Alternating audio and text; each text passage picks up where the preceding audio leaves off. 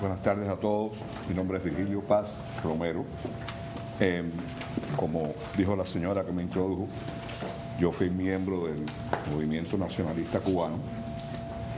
Fui, pues, en aquel momento la persona más joven que participó del movimiento. Yo hice un recuento de la historia del movimiento que les voy a leer, como estamos en el Instituto de la Memoria Histórica. No quisiera que los hechos del movimiento y cómo el movimiento llegó a ser lo que fue y cómo desaparecimos queden olvidados. Y dice así: lo que seguidamente contaré son los recuerdos que tengo guardados en mi memoria. No voy a consultar ningún archivo, ni tan siquiera el website latinamerican.org, al que Tony de la Cova dedicó tanto tiempo y esfuerzo para que la historia del movimiento nacionalista cubano no se perdiera o fuera contada por otros que quizás no serían fieles a la verdad. Sí consulté con Felipe Martínez Pipo, miembro del movimiento, quien ha venido recopilando datos para un libro sobre la historia del movimiento que él está escribiendo. Como dije anteriormente, esto es solo un recuento y posiblemente la cronología no sea exacta. A principios de 1959 se encuentra en una reunión de la Rosa Blanca, organización que había recientemente creado Rafael Díaz Balart en la ciudad de Nueva York. Felipe Rivero Díaz e Ignacio Novo Sampol se habían conocido anteriormente en estas reuniones, donde también asistían otros cubanos que, preocupados por la situación en Cuba, visitaban el local de la Rosa Blanca para hablar de las últimas noticias de Cuba y que podían planificar para derrotar a la recién estrenada dictadura. Pero al no encontrar satisfacción a sus ideas políticas en lo que allí se hablaba, decidieron volverse a ver para continuar hablando sobre Cuba, de política, de lo que ellos pensaban que necesitaba Cuba para el futuro y de sus ideas en cómo hacerle daño al régimen castrista, que desde ese momento se veía predestinado a desembocar en una revolución socialista. A las conversaciones posteriores se le unen varios amigos quienes también asistían a las reuniones de la Rosa Blanca, que al comprender básicamente que ese grupo abogaba por regresar al pasado y a la mayoría aspiraba a la restauración de la anterior república, y que además no había en ellos el deseo de utilizar la violencia política contra el régimen castrista, decidieron crear la Asociación Nacionalista Cubana en julio de 1959. Los fundadores de la ANC fueron Felipe Rivero Díaz, Ignacio Novo Sampol, Santiago González Naranjo, Eduardo Seisdedos Pou, Pedro Ávila López, Ambrosio Marín Novo, Rolando Amador, Leovigildo González, Pedro Salas Amaro, Nora Expósito, Amado Díaz e Ignacio Buchamp, puertorriqueño este señor, y tres más de quienes no conozco sus nombres. Perdón. El día 7 de diciembre de 1959, frente a la estatua de José Martí en el Parque Central de Nueva York, la Asociación Nacionalista Cubana efectuó su primer acto público para proclamar su institución y dar a conocer su proyecto e ideas políticas. Los oradores fueron Ignacio Novo, Santiago González, y la reseña del acto fue publicada por el diario de Nueva York. Luego de darse a conocer la ANC, se sumaron nuevos adeptos a la incipiente organización, la cual se reunía semanalmente en un local alquilado en la 9ª Avenida y la esquina de la calle 46 en Nueva York. En 1960, la ANC publica su primer semanario, El Nacionalista, para el cual escriben algunos miembros, y también se publican artículos de interés a la causa del nacionalismo copiado de publicaciones nacionales y de otros países del mundo. En 1961, antes de la invasión de Bahía de Cochinos, se incorporan al ANC Guillermo Novo Sampol, Reinaldo Novo, hermano de Ignacio de Guillermo, Jesús Lagos Turón, Luis Martínez Iborra, Rafael Canales, Jorge Pentón, José Romeu, Jorge Romero, Julio Pérez Pérez, Evaristo Atienza y el doctor Miguel Ángel San Pedro, quien fuera el exponente de la guerra por los caminos del mundo en 1963. Cuando los rumores de que se preparaba una invasión a Cuba llegaron a Nueva York, varios de los miembros del ANC viajaron a la Florida a inscribirse para los entrenamientos, quedando varados la mayoría en el área de Miami, puesto que ya los futuros invasores habían viajado para Centroamérica. Felipe Rivero pudo inscribirse a tiempo y participar de la invasión, quien después de haber sido hecho prisionero junto con los demás brigadistas y llevado al Palacio de los Deportes en La Habana para ser interrogado en público vía televisión nacional, puso en ridículo durante los interrogatorios a Carlos Rafael Rodríguez y a Carlos Franqui, haciendo que Fidel Castro mandara a suspender los interrogatorios que estaban siendo televisados para toda Cuba.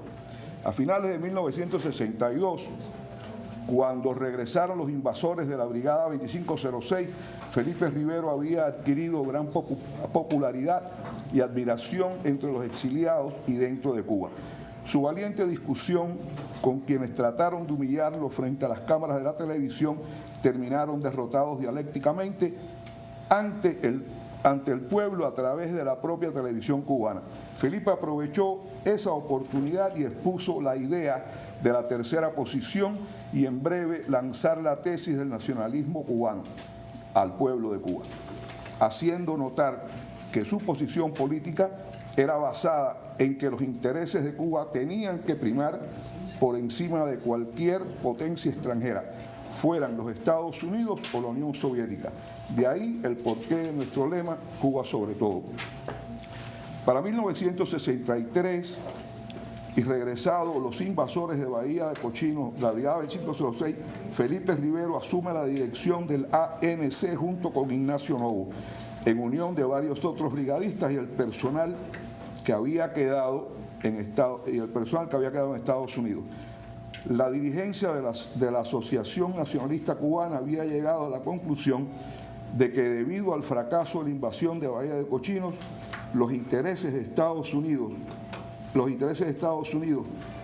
en Europa y Asia, más la Guerra Fría que se había calentado con el muro de Berlín desde el 61, debía buscar otras estrategias de lucha contra el régimen de Cuba comunista. Además, la reciente crisis de los cohetes de octubre de 1962 había hecho que Estados Unidos y Rusia llegaran al entendimiento conocido como Kennedy-Khrushchev, con el cual Estados Unidos se comprometía con la Unión Soviética a que no se invadiera ni permitiría que ningún grupo armado de Estados Unidos o de cualquier otro país del hemisferio americano atacara a Cuba. Por otro lado, la dirigencia de la ANC, y por cuestiones históricas y en conocimiento de que quien paga manda, tampoco se sentían cómodos con ningún tipo de ayuda proveniente de los Estados Unidos. Fue en esta época que el doctor Miguel San Pedro expuso la tesis de la guerra por los caminos del mundo, que fue adoptada por el ANC como su método de lucha, no solo contra el régimen de Cuba comunista, sino contra el comunismo internacional y todos quienes lo apoyaran. A grandes rasgos, la guerra por los caminos del mundo consistía en atacar las dependencias y medios de transporte del régimen cubano y sus personeros donde quiera que se encontraran, entorpecer los negocios y la economía del régimen comunista, impedir que desde Estados Unidos y otros países se enviara ayuda personal, fuera material o económica, exceptuando las medicinas y otras cuestiones médicas. Llevar a cabo ataques a instalaciones de las costas y puertos y ciudades del litoral cubano. Tratar de descarrilar préstamos, negocios, ventas o compras al régimen, impedir u obstruir las presentaciones culturales y deportivas en Estados Unidos, Canadá y México. En fin, la idea consistía en ahogar al régimen de alguna manera y hacerlos saber en Cuba mediante estaciones de radio de onda corta y volantes que pudiéramos hacer hasta hacerlo llegar a Cuba. Obvio, todos estos planes requerían de personal dedicado, decidido y entrenado para poder emplear todo su tiempo en estos menesteres. Sin embargo, no teníamos los fondos económicos que nos permitiera desarrollar esos planes, mucho menos mantener a un pequeño grupo de personal preparándose, acumulando inteligencia y creando planes en acuerdo a la información archivada. Siendo así, las primeras acciones que se llevaron a cabo fueron financiadas por quienes participaban en ellas, abrigando esperanzas de que el exilio luego contribuiría a financiar esos esfuerzos.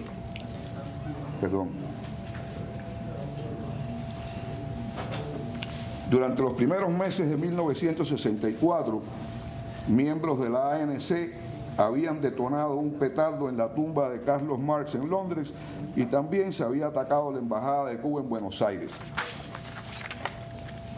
En ese año, una célula del ANC atacó el barco de carga cubano María Teresa en el puerto de Montreal, causándole pocos daños. Fue en ese momento que Ignacio Novo decidió cambiar el nombre de asociación a movimiento, siendo aprobado por Felipe y los demás miembros del Consejo de Dirección.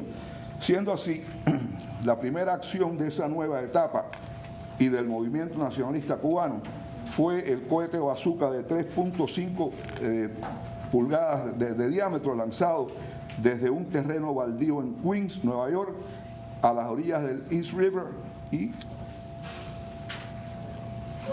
diciembre 11 de 1964 contra el edificio de las Naciones Unidas. Mientras Ernesto Guevara, en ese momento ministro de Industria, hacía uso de la palabra frente a la Asamblea General de la ONU. El proyectil cayó corto de su objetivo y estalló en el agua del East River. Nunca jamás había sucedido algo igual en la ciudad de Nueva York ni en los Estados Unidos. Las autoridades y técnicos del FBI estaban estupefactos ante la audacia del disparo de un cohete de bazooka hecho a través de un control de tiempo. En todos los partes de prensa enviados por el MNC a las distintas agencias noticiosas reclamando la autoría de esos ataques, se le avisaba el comienzo de la guerra por los caminos del mundo en contra del régimen comunista de Cuba y todos quienes colaboraban de un modo u otro con la tiranía castrista. A la vez, otros grupos de cubanos en distintas partes de Estados Unidos también adoptaron este tipo de lucha y comenzaron a llevar a cabo acciones en contra del régimen. En oportunidades colaborando con el MNC, de quien recibían ayuda técnica y logística. En 1967, Cuba iba a participar en Expo 67 en Montreal. Felipe Rivero dio a conocer que el pabellón cubano sería bombardeado, cosa que sucedió en varias ocasiones provocando daños a las estructuras del pabellón de Cuba comunista, sin que nunca hubiera habido un herido o algo más grave que lamentar. Se tenía mucho cuidado en cuanto a la hora escogida para las detonaciones y así evitar precisamente daños que fueran contraproducentes. Las protestas del gobierno canadiense provocó el arresto preventivo de Felipe Rivero por parte del Departamento de Estado a través del FBI, además de haber sido amenazado con expulsión o deportación de Estados Unidos. Siendo que no tenía caso para mantenerlo en prisión preventiva, lo soltaron bajo arresto domiciliario que luego relajaron restringiéndolo a no salir de los límites de la ciudad del condado de Dade. Esto tuvo como consecuencia grandes protestas de los exiliados cubanos en Nueva York, Miami y Los Ángeles. Más sin embargo, y a pesar de que las acciones llevadas a cabo habían hecho que el MNC engrosara sus filas con nuevos miembros, el exilio no respondió económicamente como se había pensado que debería hacerlo. Con la incorporación de nuevos miembros para defender el prestigio de los exiliados ante los ataques y pronunciamientos de los comunistas y liberales en diferentes universidades, radio y televisión, el MNC en 1967 creó las tropas de choques. En este Este grupo estaba formado por jóvenes que militaban recientemente en el MNC. No voy a citar nombres, pues no los recuerdo a todos y muchos de ellos de esta etapa poco a poco fueron del movimiento, quedando solamente unos pocos que sí estaban convencidos de los ideales del MNC. En el Teatro Henry Miller de la ciudad de Nueva York, los comunistas trataron de presentar una obra ensalzando a Fidel y su revolución. Las tropas de choque del movimiento interrumpieron la función con gases lacrimógenos y puñetazos. Hubo varios heridos de parte de la seguridad del show y algunos arrestos de los jóvenes nacionalistas. Pero el teatro canceló la función definitivamente. Luego, en 1968, cuando los comunistas, hippies utilizados y liberosocialistas iban a aprovechar la oportunidad de celebrar el 15 aniversario del ataque al cuartel Moncada y protestar a la vez por la guerra en Vietnam, con una manifestación en Times Square, en Nueva York, las tropas de choque del movimiento atacaron la manifestación de unos 5.000 comunistas, rompiendo algunas cabezas, lanzando gases lacrimógenos. Les arrebataron sus banderas, incluyendo una bandera cubana, otra del 26 de julio y 2 del Vietcong. Ese día las tropas de choque del movimiento sufrieron 17 arrestos, 14 salieron bajo fianza y luego sus cargos fueron sobreseídos. 3 de ellos fueron condenados a 18 meses de prisión, pero se sentó el precedente de que los cubanos, representados por el movimiento nacionalista cubano en la ciudad de Nueva York, no iban a permitir que en esa ciudad los comunistas ni nadie celebrara ninguna fecha alegórica a la revolución castrista sin que fueran contrarrestados por nosotros. Y digo nosotros porque para esta fecha ya era miembro del movimiento, más no se me permitió participar en lo de Henry Miller ni en el ataque a la manifestación porque solo tenía 16 años.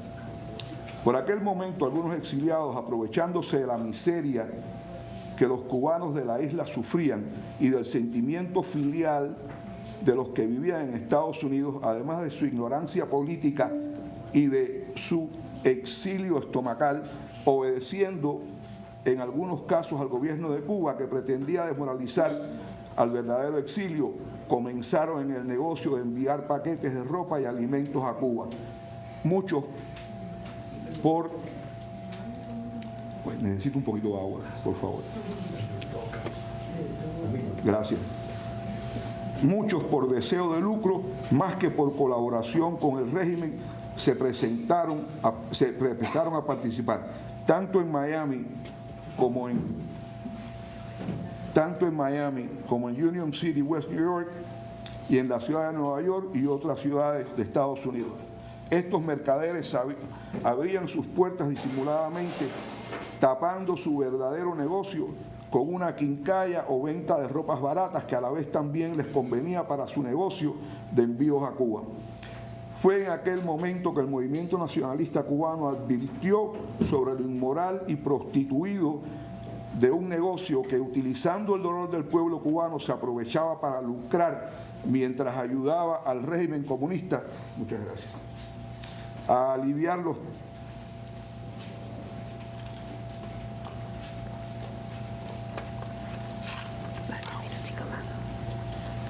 Gracias, Roberto.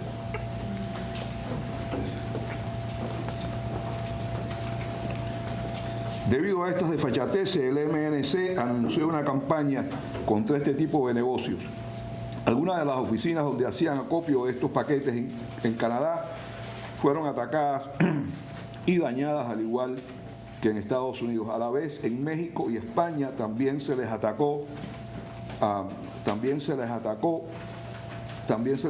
Un norteamericano de apellido Conklin, que aparentemente simpatizaba con la causa de la libertad de Cuba y del movimiento nacionalista, pero resultó ser un agente pagado por el FBI para hacer una trampa al MNC y destruir el movimiento.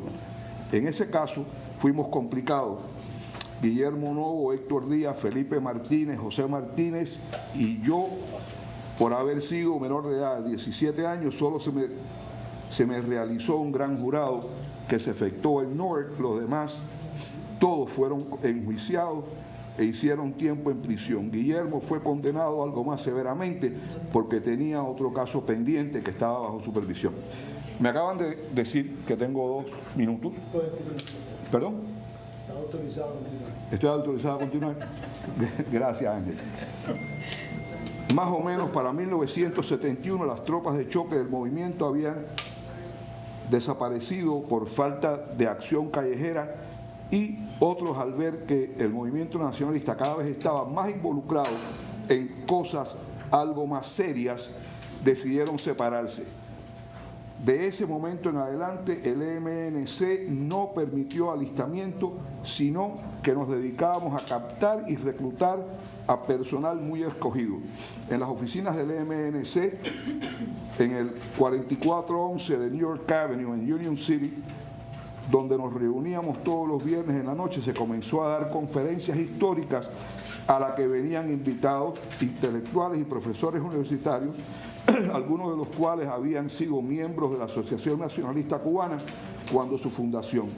A estas conferencias se invitaban a simpatizantes del movimiento y aunque estaban abiertas al público, en general, por cuestión de espacio en el salón, limitábamos la asistencia a solo 45 o 50 personas, quienes de un modo u otro habían demostrado interés por el MNC. En esta época, la juventud del movimiento había llegado a tener una membresía de unos 25 o 30 jóvenes, todos entre los 18 y 25 años de edad. A mí se me había nombrado jefe de la juventud del MNC y con ello pasé a ser miembro del Consejo de la Zona 2. El MNC había creado zonas geográficas por cuestiones de funcionamiento y también mística, nombrando la Zona 1 Cuba, la Zona 2 norte de Estados Unidos y la Zona 3 sur de Estados Unidos. Debido a que la Zona 3 era casi inoperante, debido a la edad de los miembros que no habían realizado un buen trabajo de proselitismo entre los jóvenes en Miami y que Felipe Rivero se había decepcionado del exilio. En todo caso, era la Zona 2 quien llevaba el liderazgo y el peso del movimiento. Se hizo contacto con individuos dentro de Cuba, pero por falta de control y contacto personal nunca se materializó la creación de la Zona 1. No recuerdo en qué fecha, pero sucedió durante el acercamiento que Nixon y Kissinger intentaron hacer con el campo socialista, a la cual llamaron coexistencia pacífica. Una vez más, las potencias mundiales, Estados Unidos y la Unión Soviética, estaban negociando y como parte de esas negociaciones Cuba quedaba fuera del alcance y las decisiones del pueblo cubano en el exilio y Cuba. A modo de protesta y para llamar la atención de cómo se traicionaba el derecho de un pueblo a su soberanía y libertad para escoger su destino, un grupo de 20 jóvenes de la juventud del MNC nos lanzamos uniformados una mañana contra las Naciones Unidas en Nueva York y nos encadenamos con esposas a la cerca de modo de protesta por las negociaciones que allí se estaban llevando a cabo. A pesar de que este ataque simbólico jamás había sucedido en las Naciones Unidas, la prensa de Nueva York y del mundo optó por ignorarlo y no darle cobertura. Recuerdo que nos entrevistaron y tomaron cientos de fotos, más sin embargo, solo un par de ellas fueron publicadas en alguna página perdida en el interior del New York Times. Los dos periódicos hispanos de Nueva York, El Diario y La Prensa, ambos reportaron sobre el incidente en sus páginas centrales, pero debido al idioma en que se publicaba, la noticia cayó en el olvido y no tuvo el efecto que se buscaba y que pudo haber tenido. Lamentablemente, la economía del movimiento no progresaba en acuerdo a los planes e ideas que nos habíamos hecho, y aunque se había golpeado al régimen en ciertos lugares, el exilio no respondía. La indolencia de ese grupo humano que había escapado de Cuba usando como pretexto el comunismo, ahora solo se dedicaba a vivir, criar sus familias e inflar sus cuentas bancarias y capitalizar lo más posible, olvidando el por qué habían salido de Cuba. Por ser lo más fácil, menos riesgoso y como para los exiliados solo respondían a los globos inflados del Departamento de Estado para luego decepcionarse una vez más, como fue el llamado Plan Torriente. Este señor y el grupo de hombres que los juntaron y los pasearon por toda América Latina, luego fueron desconectados por el Departamento de Estado para así decepcionar y desmoralizar una vez más al exilio, creando desconfianza. Cuando no se supo de dónde había ido a parar todo el dinero recaudado, el EMNC, como los demás organizaciones beligerantes del exilio, comenzamos a pedir públicamente al señor José Elías de la Torriente y su grupo que entregara el dinero a cualquier organización o que creara un fondo común para la lucha. Hubo una organización clandestina que anunció un ultimátum. Al cumplirse el plazo dado sin tener respuesta, lo asesinaron. De ese momento en adelante, los farsantes que se dedicaban a esquilmar al exilio desaparecieron, a la vez que algunos comerciantes e industrialistas voluntariamente por algún tiempo comenzaron a colaborar con los grupos con quienes ellos simpatizaban o pensaban que estaban trabajando en serio. Además, hubo ciertos individuos que, teniendo negocios al margen de la ley, también se sintieron motivados a cooperar económicamente. Por esa época, militantes de otros grupos que se dedicaron a la guerra por los caminos del mundo habían atentado contra el cónsul cubano en Mérida, México, hiriéndolo gravemente y matando a su chofer. Las agencias de enviar paquetes a Cuba estaban siendo golpeadas y algunos de sus dueños habían sufrido atentados. Aunque estos ataques habían sido perpetrados por grupos anónimos, por haber sido el MNC el exponente de la guerra por los caminos del mundo, cada vez que algo de esta naturaleza sucedía, las autoridades visitaban y presionaban a los miembros del movimiento. Guillermo había sido... Trata de decir sí. Okay. Guillermo había sido encarcelado una vez más, pero los miembros del movimiento continuamos con nuestras reuniones y conferencias y relaciones públicas. Luego de esto, para concluir, luego de todas estas reveses que tuvo el movimiento y tal, pues llegó el momento en que no nos dejaban, nos perseguían, nos azocaban. Nosotros participamos también en unas cuestiones internacionales con el gobierno de Chile en aquel momento. Esta situación pues nos llevó a, en el caso mío y de Dionisio Suárez, a irnos fugitivos de la justicia, y Guillermo, Alvin Ross y Ignacio Novo fueron arrestados y condenados luego, gracias a que pues ganaron una apelación, fueron puestos en libertad 4 años después. Dionisio Suárez estuvo 12 años fugitivo, 13 años y tantos presos. Por mi parte, yo estuve fugitivo 13 años y 12 años y tantos presos también, hasta que pues me pusieron en libertad. Muchas gracias.